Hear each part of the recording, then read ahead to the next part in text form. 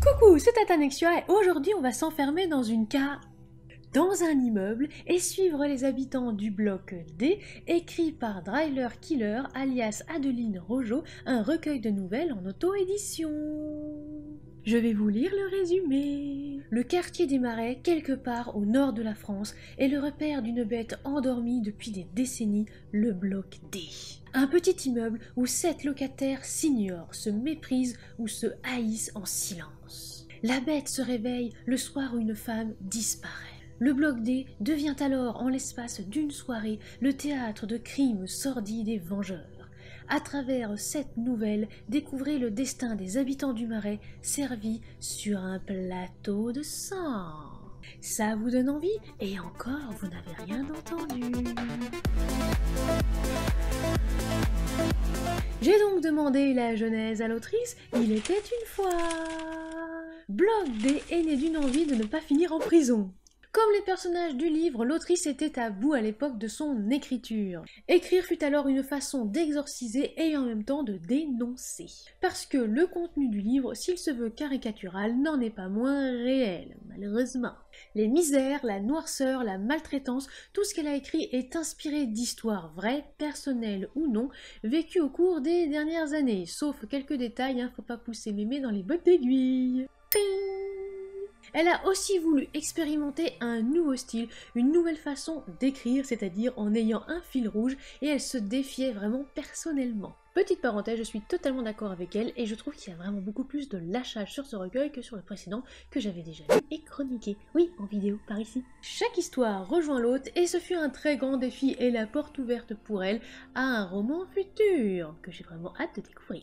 Après son premier livre, Histoire folle et horrifique, elle a voulu agrandir son apprentissage et son ambition littéraire, et pour le moment, Bloc D la conforte dans l'idée qu'elle a réussi. Je suis parfaitement d'accord. Bloc D, c'est avant tout un cri dans la ville, un cri humain et enragé.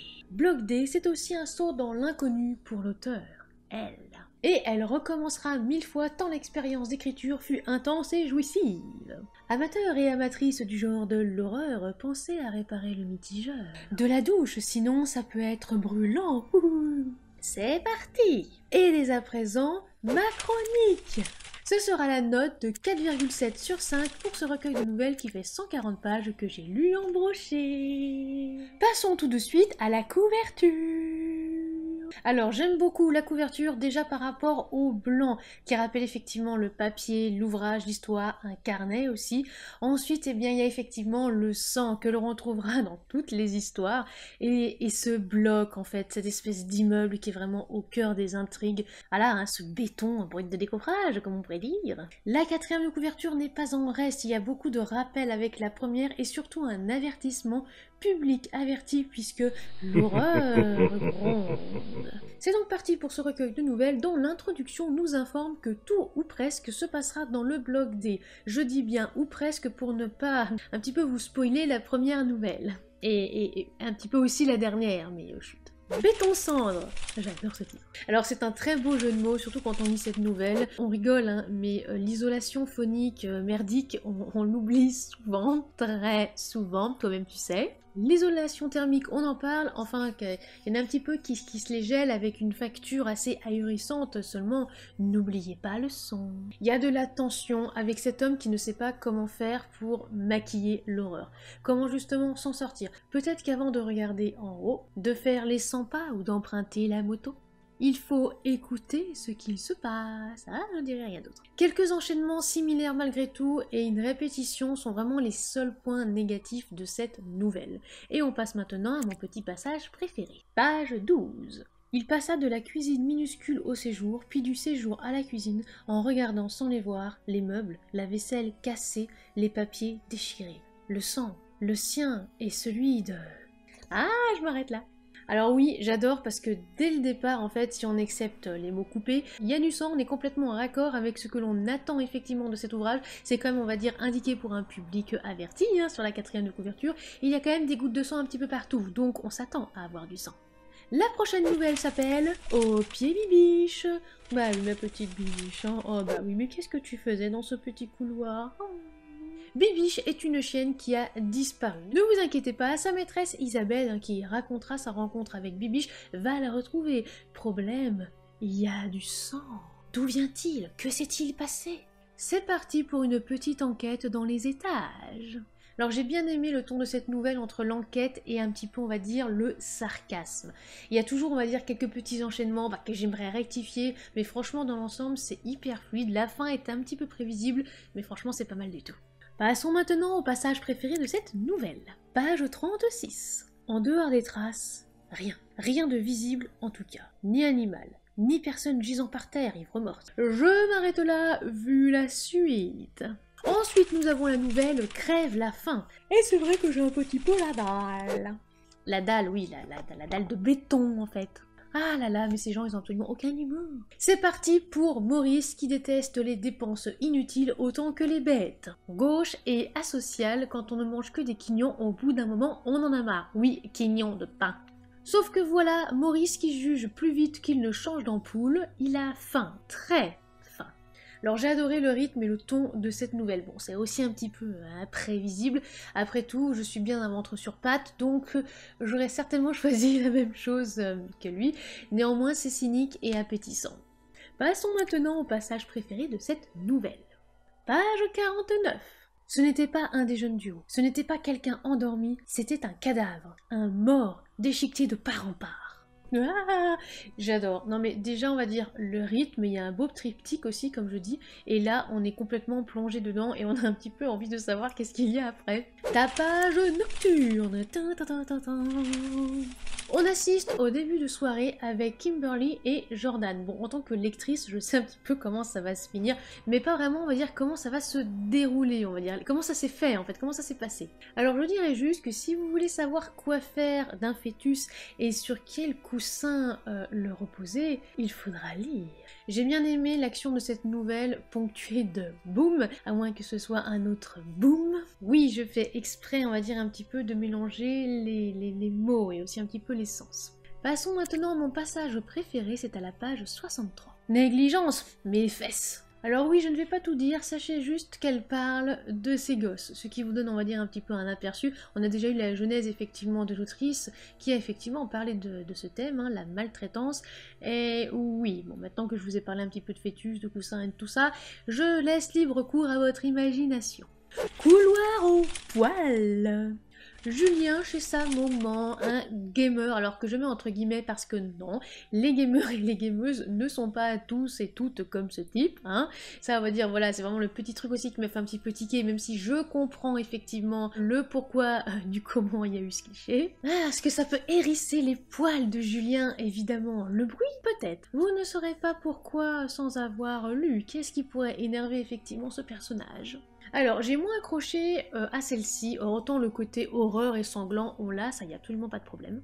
Autant la connerie en fait du Julien et le reste, pour ne pas spoiler, mouais. Je pense qu'on aurait pu aller peut-être encore plus loin, développer peut-être certains petits éléments et amener une ambiance encore plus glauque. C'est parti pour mon passage préféré à la page 85.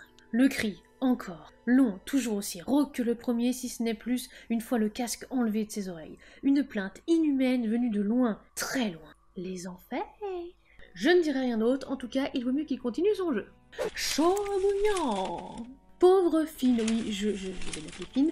Alors oui, il est peut-être différent des autres, cet aspect n'a pas échappé d'ailleurs à David. Oui, David, le même qu'au début. Pauvre Ragout aussi, pauvre lui quoi, voilà, c'est tout, non, pauvre lui.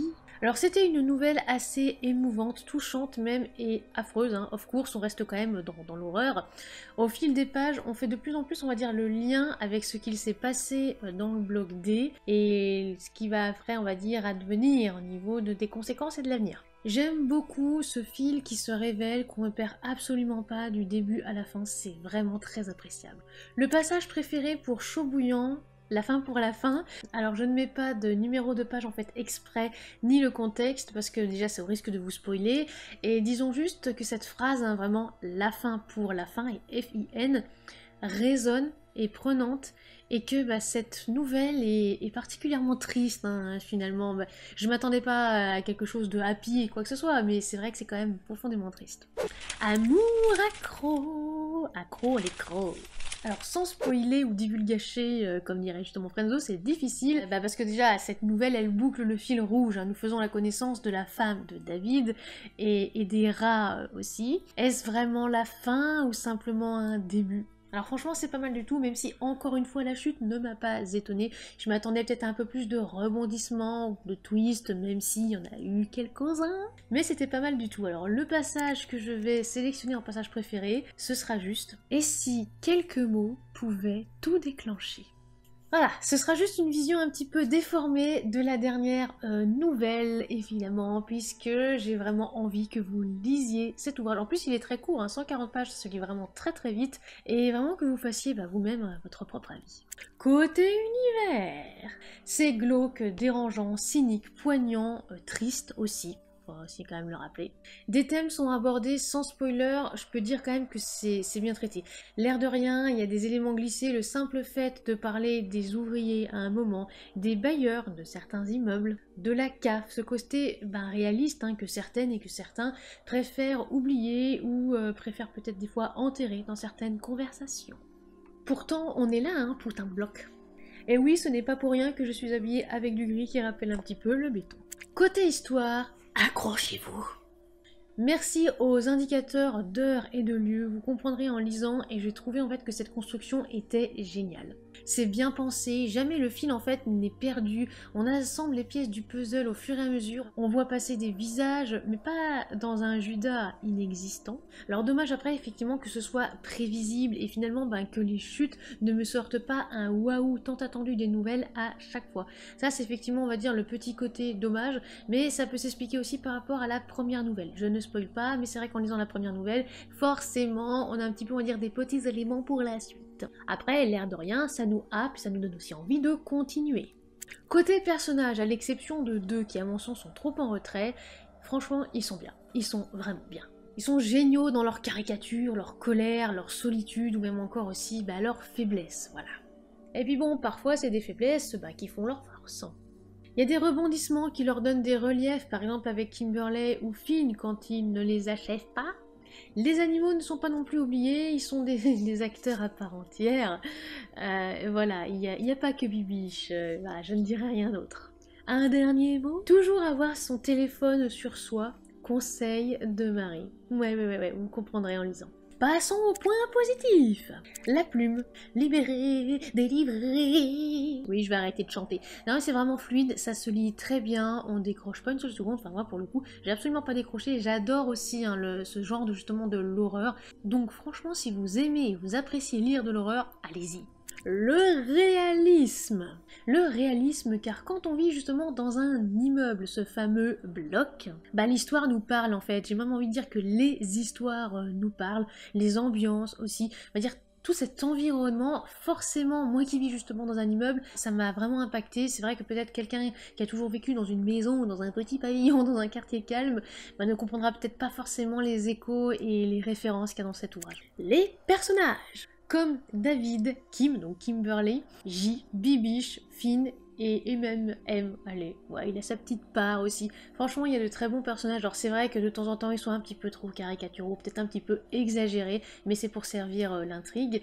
Et puis, l'air de rien, qui n'a pas croisé justement un Finn, un Julien dans un immeuble. Voilà, l'univers.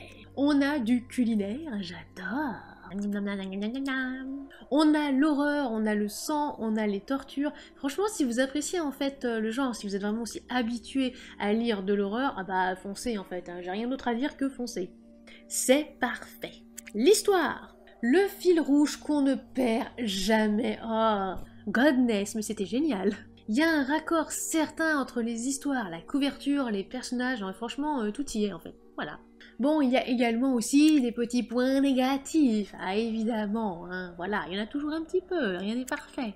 Les répétitions, je mettrai aussi un petit peu, on va dire, au même niveau le traitement de certains personnages, mais ça évidemment c'est aussi parce qu'on est dans des nouvelles, c'est un recueil de nouvelles, c'est pas non plus un roman dans lequel on peut vraiment encore plus un petit peu développer certains aspects, et forcément avec un peu plus de développement, j'aurais été un peu plus rassasiée. La prévisibilité, il est vrai que certaines chutes, même presque toutes, ne m'ont pas étonnée, voilà, je m'y attendais un petit peu. Après ce n'est pas forcément très grave, quand même, puisqu'on passe un très bon moment, mais voilà, j'aime bien en fait qu'on me surprenne.